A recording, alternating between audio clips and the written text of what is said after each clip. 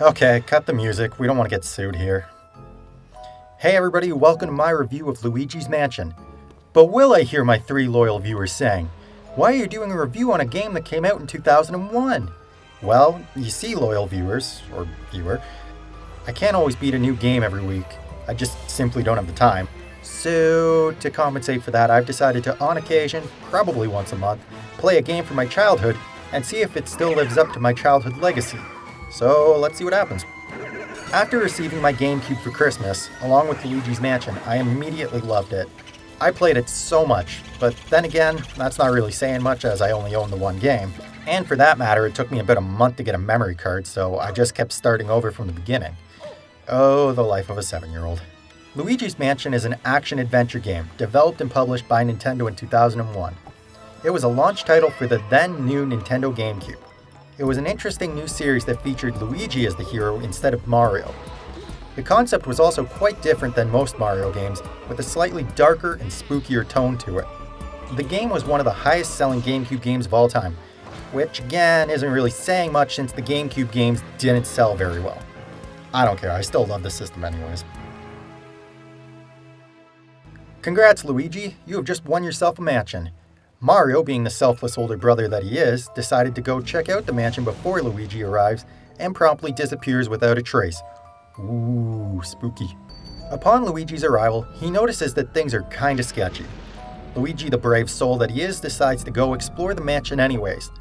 Upon arrival, Luigi runs into a little old man named Professor Elvin Gadd, or EGAD for short. Wait. Oh god, I can't believe I just got that joke after 20 years. Oh my god.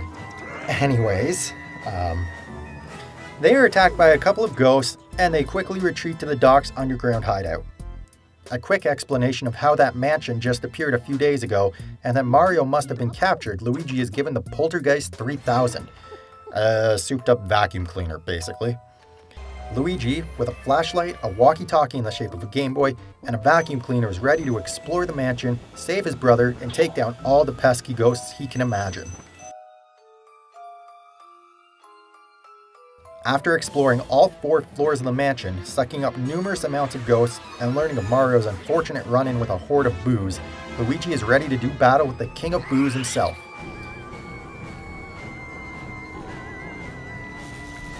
After a climactic battle ending with Luigi vacuuming up the foe, he returns to EGAD's hideout, where they proceed to turn the ghosts back into portraits, along with turning Mario from a portrait back to a person. Luigi uses all the money he collected in the mansion to build himself a nice house where the mansion used to live, and he lives happily ever after. At least until he gets a sequel 12 years later. Luigi's Mansion is an action-adventure game.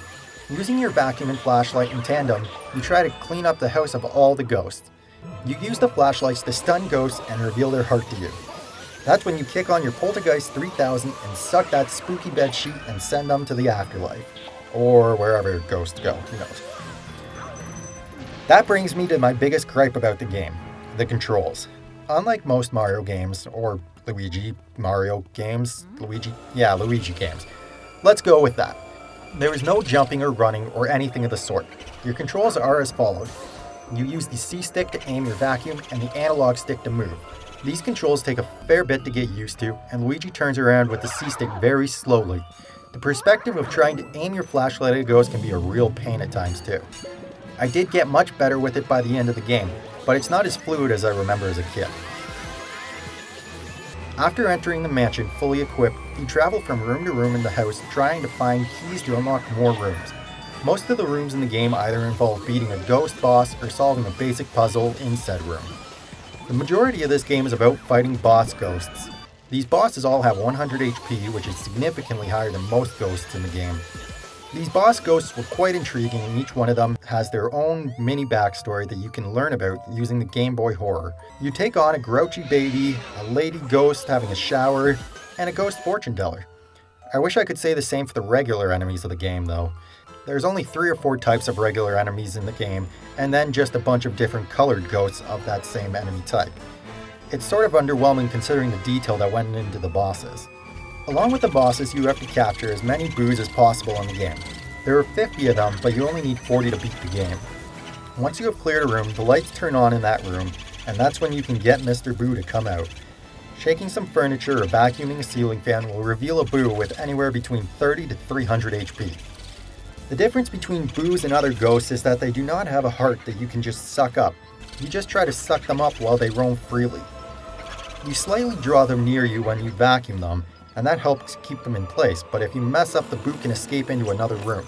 This can become a huge pain when they escape into a room and you have to take 5 minutes to travel to another floor to get to a new room.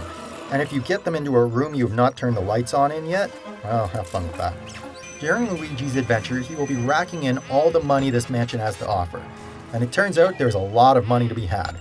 This place has money pouring out of every square foot of this place, from gathering coins in a ceiling fan to rubies and emeralds in a treasure chest. In certain rooms, shaking a particular piece of furniture will release a speedy spirit. These little guys are fast, but if you can suck them up before they escape, you will be rewarded handsomely.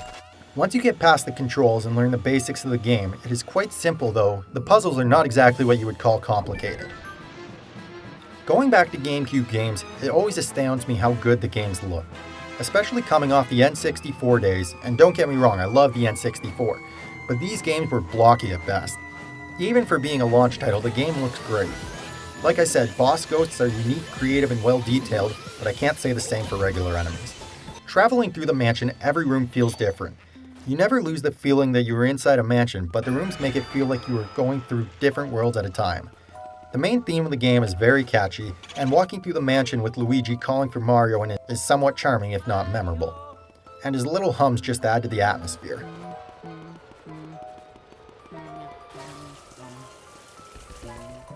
This is where the game can start to show some shortcomings. Obviously as a kid, games take longer to beat. You are not as smart, you don't figure things out as quickly or what have you, but coming back and playing the game, you might get 5 hours out of it tops.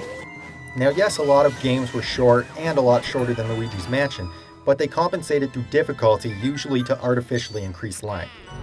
Luigi's Mansion is not a hard game by any stretch.